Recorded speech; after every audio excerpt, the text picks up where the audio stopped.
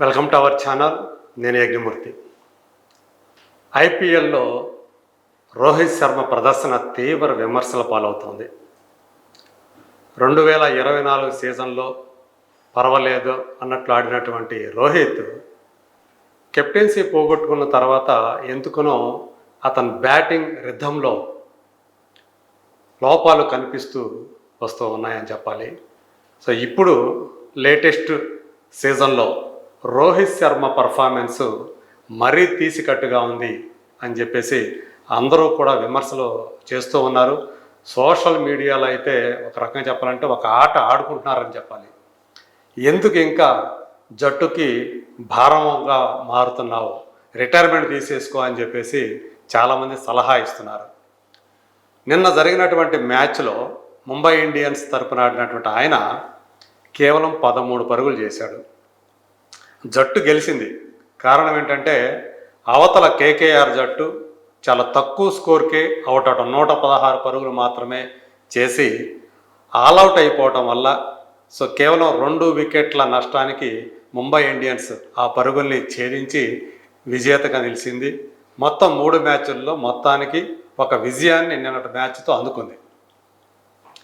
అంతకుముందు అంటే 2023 సీజన్లో పేలవ ప్రదర్శన, ముంబై ఇండియన్స్ ఘోరమైనటువంటి ప్రదర్శనతోటి 2024 సీజన్లో సో ఆయన కెప్టెన్సీని పోగొట్టుకోవడం మనం చూసాము. సో అది కంటిన్యూ అవుతూ ఉంది. ఈ సీజన్లో కూడా హార్దిక్ పాండ్యానే ముంబై ఇండియన్స్ టీంకి కెప్టెన్గా వ్యవహరిస్తూ వస్తూ ఉన్నాడు.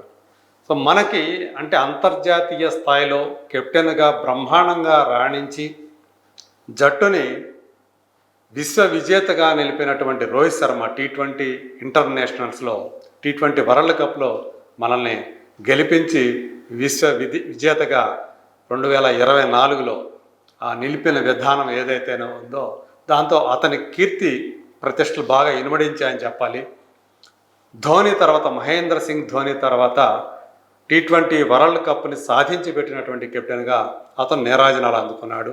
అలాగే ఈ మధ్య రీసెంట్గా ముగిసినటువంటి ఛాంపియన్స్ ట్రోఫీలో సైతం మన జట్టుని అతను ఛాంపియన్గా నిలిపి సో ఆ క్రెడిట్ని కూడా దక్కించుకున్నాడు. ఆ రకంగా చూసుకున్నా అంటే అంతర్జాతీయ వేదికల మీద కెప్టెన్గా బ్రహ్మాండంగా రాణించాడు, నో డౌట్.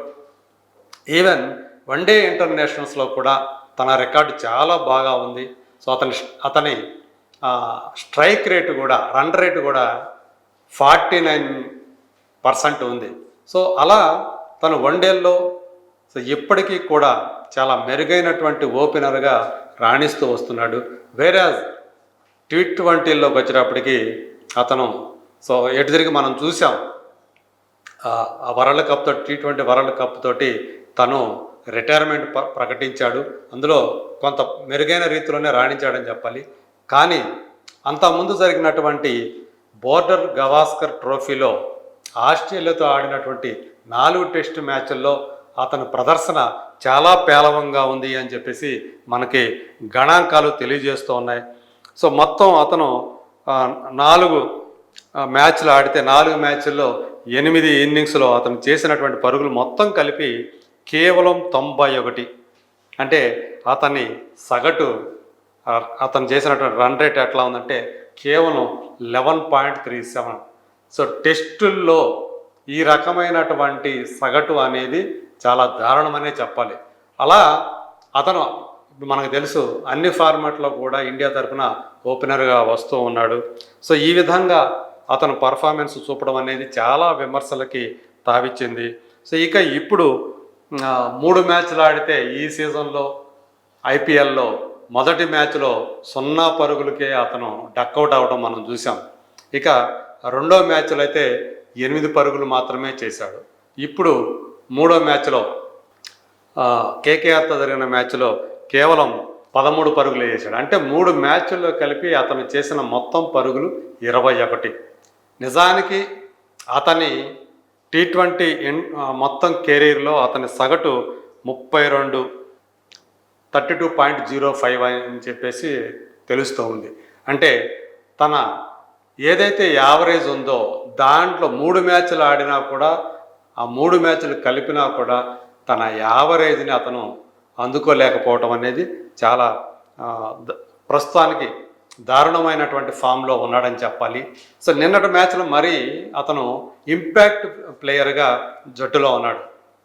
చివరిలో అంటే మన వాళ్ళు ఫస్ట్ ఫీల్డింగ్ చేశారు ముంబై ఇండియన్స్, అందులో చివరిలో మాత్రమే అతను ఫీల్డింగ్లోకి వచ్చాడు. తర్వాత ఓపెనర్గా వచ్చాడు, 13 పరుగులు చేసి 2-3 ఓవర్లు చేసి అవుట్ అయి వెనక్కి తిరిగి వెళ్ళిపోయాడు.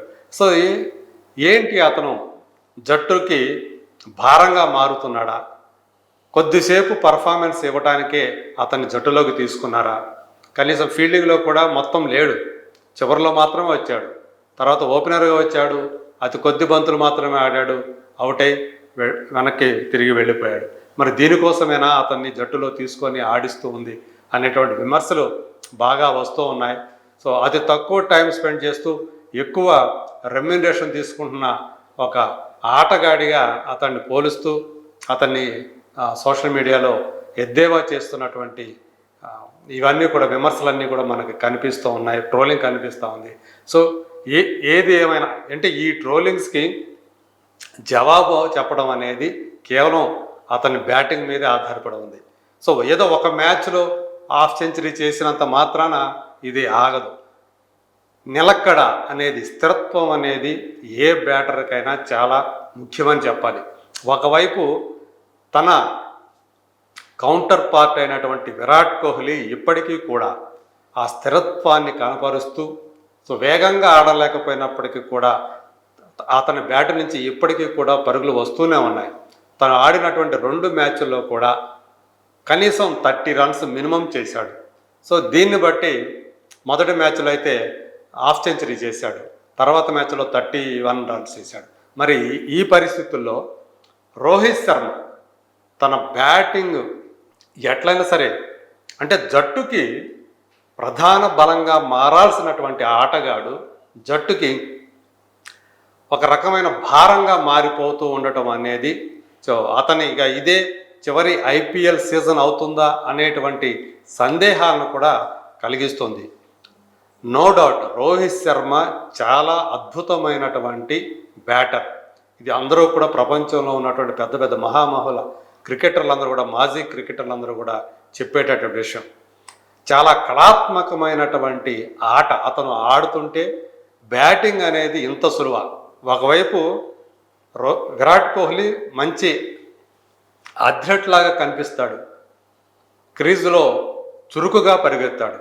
సో అతను ఫిట్నెస్తో పోలిస్తే రోహిత్ శర్మ ఫిట్నెస్ అనేది నథింగ్ అని చెప్పాలి. అలాగే విరాట్ కోహ్లీ లాగా చురుగ్గా కదలలేడు.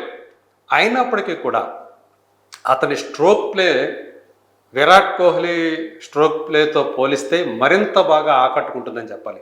అందుగురించి అలవోకగా చక్కని టైమింగ్తో అతను కొట్టేటువంటి ఆ సిక్సర్లు ఏవైతే ఉన్నాయో అలా విరాట్ కోహ్లీ కొట్టలేడు. సో అది అతని బలం. అలాంటి ఒక ఆర్టిస్ట్ అతను. విరాట్ కోహ్లీ టెక్నీషియన్ అయితే రోహిత్ శర్మ ఆర్టిస్ట్. మరి అలాంటి ఆర్టిస్ట్, బ్యాటింగ్ ఆర్టిస్ట్, అలాంటి ఆర్టిస్ట్ అతని బ్యాట్ నుంచి పరుగులు తగ్గిపోతూ ఉండటం అనేది ఆందోళన కలిగించేటువంటి విషయం. ఇది ఆయనకి తెలుసు. సో తను స్థిరత్వాన్ని కొనసాగిస్తూ రన్స్ చేస్తేనే అతని అభిమానులు కానీ అలాగే అతని జట్టు కానీ సంతోషపడుతుంది. సో చూద్దాం రాబోయే మ్యాచ్లో అయినా సరే అతను ఫామ్ను అందిపుచ్చుకుంటాడని, అతని బ్యాట్ నుంచి పరుగులు విరివిగా వస్తాయని ఆశిద్దాం.